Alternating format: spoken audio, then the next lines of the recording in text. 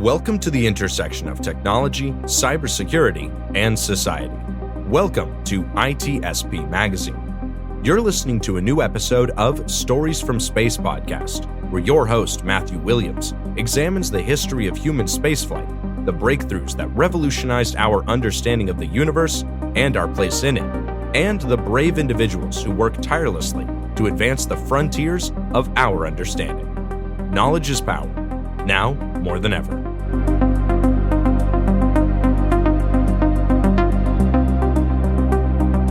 The authors acknowledge that this podcast was recorded on the traditional, unceded lands of the Lekwungen peoples.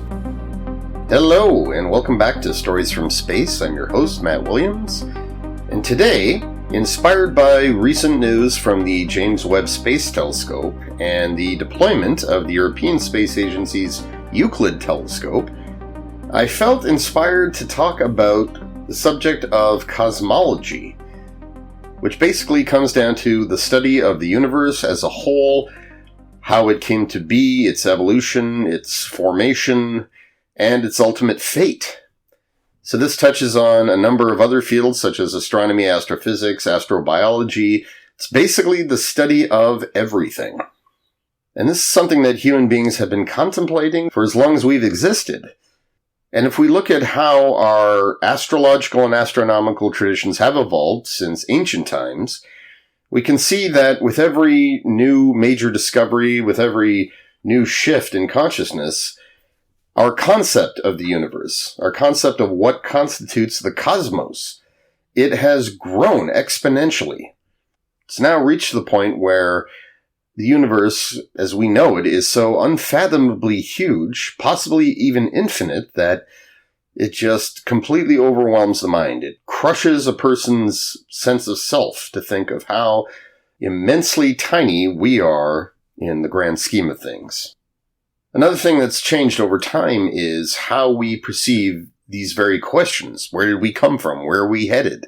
What's it all about? What's it all made up of? What governs our universe and the fundamental forces? What is the reason for their existence? This all used to be considered metaphysics and philosophy and religion, speculation about our origins and our ultimate fate. But cosmology is interesting that way, because whether you interpret it in terms of metaphysics, whether you interpret it in terms of faith or religion or anything for that matter, or as a scientific pursuit, it remains the study of everything, how everything came to be. And much like our theories on history and the natural environment and what governs human interactions, these two over time became a matter of cause and effect and a focus on demonstrable, verifiable, calculable factors rather than mystical forces or divine intervention. If there has been a process when it comes to knowledge in the universe, it's been moving away from the mythological into the realm of the physical. And here too, though, cosmology really hasn't changed that much. When one speaks about the universe, even in the most material, empirical sense, it still brings up all manner of awe and mystery, and there are allegorical similarities to religious fables and metaphysics that are undeniable.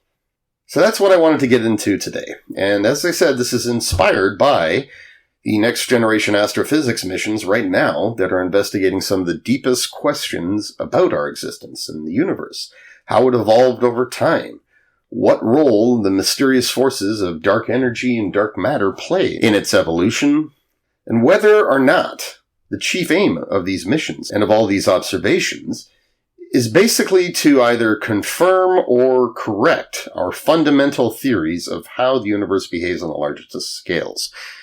So basically, is Einstein's theory of general relativity and our current cosmological models for which it is integral, are they wrong? Are they in need of revision? Or do we just need to fill in the missing pieces? That's what these missions are attempting to answer. So I thought I'd take the time to look at the history of how we've asked and how we've addressed these fundamental questions. because it really is fascinating to look at how we got here, where we are today. So to paraphrase something a professor of mine who taught the history of science, as he once said, science is like an onion. It's constantly shedding its skin. It's constantly reinventing itself with every new idea and new discovery. And in that respect, humanity's concept of the universe has been similar, except instead of it simply renewing and reinventing itself, it's always gotten bigger over time. The world as we knew it used to mean our planet, or rather our small corner of it. It then became the entire planet adrift in a universe of 7 astronomical bodies centered on Earth. Then our planet became one of several that orbited the sun. The stars became suns much like our own. We then realized we were all merely small pinpoints of light in a galaxy. We then discovered that there were other galaxies. Thousands, millions, billions, and now trillions. And we've come to realize that the universe has had a very long lifespan, that it's evolved considerably in that time, and that it's expanded in all that time. It's grown. And that what we can see of it is just a fraction of the entire thing. Because we live in a relativistic universe, what we perceive as the edge or the boundary is actually simply looking back in time. And we can only see so much of what is at the boundary, at the periphery. We can see the cosmic microwave background, the relic radiation left over from the Big Bang. We are beginning to pierce the veil of what existed shortly thereafter, the cosmic dark ages. We are starting to get to the point where we can see the first galaxies and track their evolution. But we know, based on how rapidly the cosmos has been expanding throughout all this time, that what we see is just the tip of the iceberg, basically. So to give it the historical treatment, how did we get here? Now, every culture on the planet, since time immemorial, has had its own cosmological and astronomical traditions, and we're limited in how much we know about our own past as a species, largely because written records are what we have access to, and of course, many cultures have been quashed and their traditions forcibly or inadvertently lost over time. But what we know about the earliest recorded cosmological traditions, that goes back to ancient Mesopotamia. Like all other cultures, they observed the passage of the stars in the heavens. They noted patterns, which they identified as constellations. They monitored the seasons and the cycles, and they found special meaning to it all. And some of these traditions are still in use today. And there are modern archaeological theories that say that cave paintings, that these were in fact attempts to chart the constellations and monitor their passage over time, that the earliest human settlements were also very interested in marking the stars in the sky and their passage through the zodiac over the course of years, and that they could even predict well ahead into the future based on these. But when it comes to detailed accounts of what the ancient people thought, ancient Mesopotamia is where the earliest records are traced to. And in this land, which sits between the Euphrates and Tigris rivers in modern-day Iraq, the people laid down traditions that are still followed to this day. They charted the passage of the Sun, the Moon, Mercury, Venus, Mars, Jupiter, and Saturn, all of the so-called wandering stars, or planets that are visible in the night sky using just the naked eye. And they assigned names and divinities and personalities to these bodies. And as I said, these are still in use to this day, thanks to cultural transmission. From the ancient Sumerians, the ancient Babylonians picked up these traditions, which they then transmitted to West Asia, the Levant. The Egyptian traditions also spread outwards from there, and these were picked up in time by the ancient Greeks, the Romans, and Europeans, who carried them well into the Middle Ages. Even though our cosmological models expanded considerably since that time, and astrology is no longer revered the way it once was, we still retain elements of it in modern-day culture. And to give you a sense of how little things have changed, in the Babylonian tradition, the sun was named Utu, or Shamash, and was associated with truth, justice, mortality, and was depicted as a brilliant chariot in the sky. And this gave rise to the Greek Helios, the guardian of oaths and sight, who was also riding in a chariot, and the Roman god Sol Invictus. Mercury was known as Nabu or Nebo to the Babylonians, which was the god of literacy, reason, scribes, and wisdom, which became the basis for Hermes, the herald of the Olympian gods, and the Roman god Mercury, who was the messenger of the gods. Venus is known as Inanna or Ishtar, the goddess of love, fertility, sex, war even, and political power. This became the basis for Aphrodite in the Greek pantheon and Venus in the Roman pantheon, again associated with love, fertility, and sex. Earth, meanwhile, was known as Antu or Ki, and Earth was the mother of the gods and the sister and consort to the god of the sky, Anu. This became the basis for the Greek mother goddess, Gaia. It also became the basis for Terra, Earth, or Juno in the Roman pantheon. The moon was known as Nanar or Sin to the Babylonians. The god of the moon was associated with wisdom, the totality of divine power, and was also depicted as a chariot rider in the sky. Greeks and Romans retained this as well in the form of Selene and Luna. Mars was known as Nergal, and was the god of war, plague, strife, forest fires, and all kinds of calamities, and this became the basis for Ares and Mars, the Greek and Roman gods of war.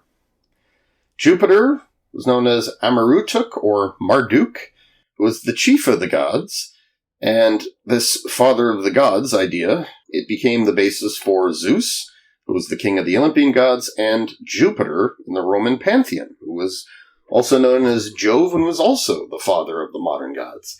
And last, Saturn was known as Ninurta or Ninib, which was a warrior deity, the god of agriculture, and the patron god of farmers. And this was reflected in the Greek pantheon, where Kronos, the father of the Titans, and Zeus was also the god of the harvest. And in the Roman pantheon, Saturn was the Roman god of agriculture. So even though the names changed over the course of thousands of years, the basic idea was the same, and much the same is true of the 12 constellations that are central to Western astrology: Aries, Taurus, Gemini, Cancer, Leo, Virgo, Libra, Scorpio, Sagittarius, Capricorn, Aquarius, and Pisces. The associations have changed slightly, but in many cases, the animals that they're associated with, the symbols they're associated with, have not changed, or at least they haven't changed much. And so, between this point, from the ancient Mesopotamians or ancient Sumerians, on down through the Babylonians, the Akkadians, the Greeks and the Romans, and medieval astronomers and astrologers, the concept of the cosmos being Earth surrounded by all these other celestial bodies, with the sun and the moon included, revolving around us with an outer firmament, characterized by stars and nebulous clouds. This endured for thousands of years. By the time of the ancient Greeks, these observations were refined. There were predictions and cycles that were being tracked and monitored for each planet. And of course, it was understood at this point that planet Earth was in fact a sphere.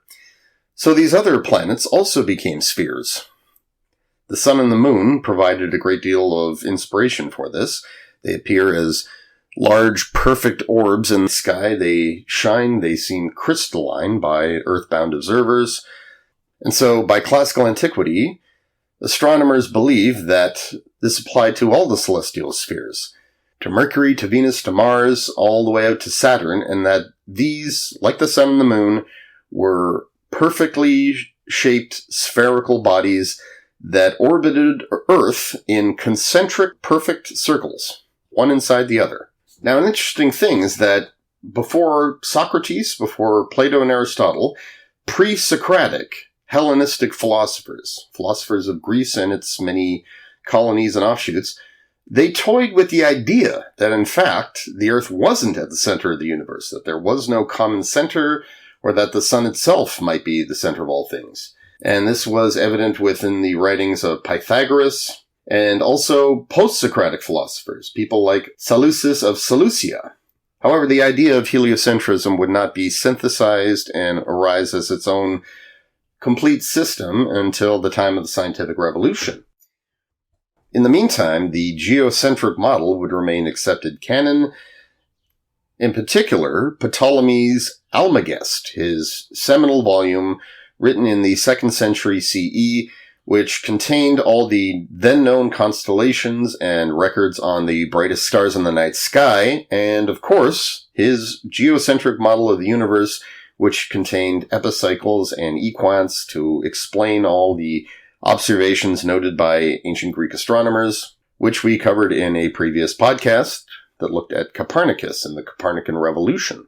And as I said, this would remain canon for European and Islamic and Indian astronomers for over 1,000 years. Another major contribution to cosmology, which emerged throughout the same period, had to do with the concept of finite time. And this is a concept that appears in the Abrahamic faiths, which is to say Judaism, Christianity, and Islam. It was transmitted between these religions. And it is entirely possible that Judaism itself picked this concept up from Zoroastrianism, because the Zoroastrian religion, which emerged in ancient Persia, there was a period of transmission between the ancient Persian Empire and the ancient Hebrews, which occurred around the time of the Babylonian captivity and the conquest of Babylon by the Persian Empire under Cyrus the Great. And it is within Zoroastrianism that the earliest recorded example, to the best of my knowledge, of the Day of Judgment is to be found. And so this concept of time as a linear thing between a creation event in which God created the world and all life within it, and the end of days, when God will judge everyone and determine who goes to heaven, who goes to hell, who's rewarded with eternal bliss and eternal damnation. This went on to become a permanent feature in Western cosmology, and it's still there to this day. And another major development that happened during classical antiquity was the concept that nature was composed of certain elements, or eventually atomism as a philosophy.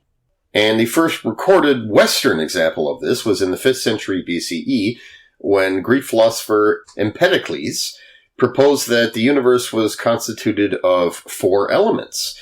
That would be wood, water, fire, and earth. And this was similar to Chinese cosmologists, who believed that the universe was composed of 5 elements: wood, water, fire, earth, and metal, and that the heavens were similarly, like earth, divided into these different elements. And roughly a century later, Democritus became the first Western philosopher to argue that the universe was in fact composed of indivisible particles, which were named atoms, which is derived from the ancient Greek word atomos, which means uncuttable or indivisible. And there were many Eastern philosophers who proposed something very similar, that the universe was composed of basic particles, basic elements, that matter and energy, in fact, were even interchangeable.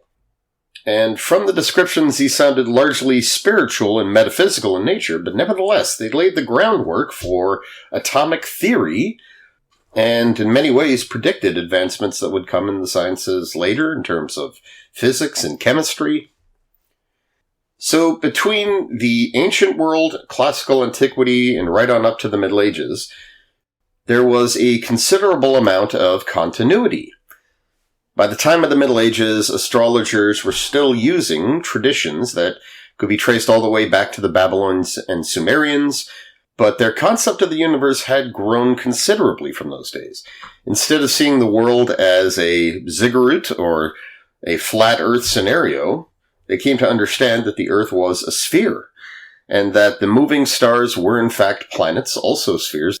And whereas the planets had been associated with various deities in the past, Western cosmology had come to be defined largely by the Abrahamic faiths, the concept of a transcendent God who had created the cosmos and had divided it between the heaven and the earth.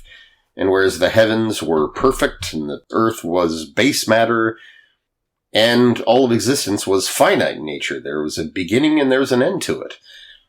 And Hindu cosmologists came up with a much more complex vision of this. They believed that time extended forwards and backwards for trillions of years, and that reincarnation was also true of the cosmos itself.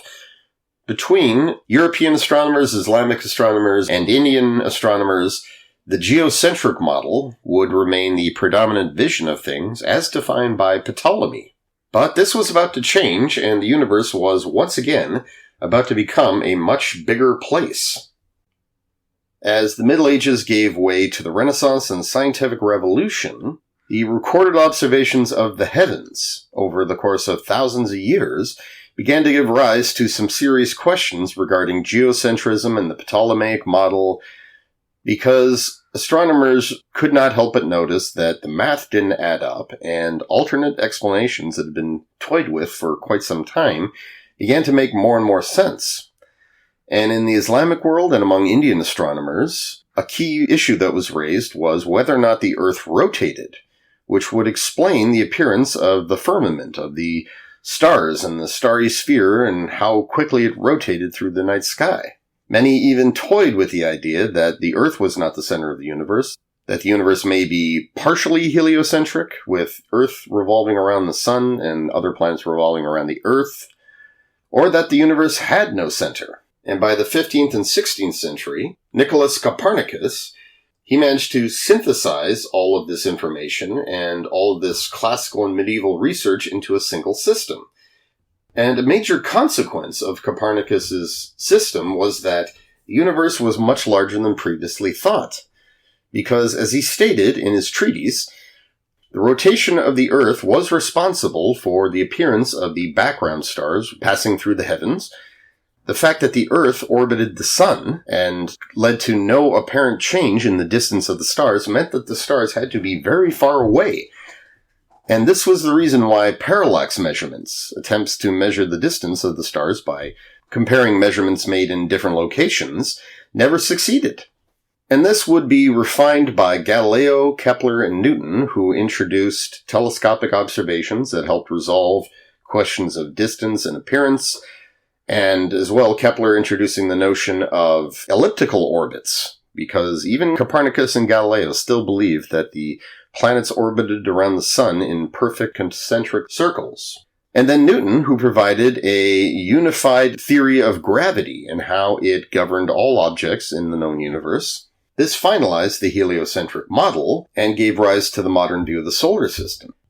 In addition, Galileo made another very interesting discovery while conducting his observations of the solar system.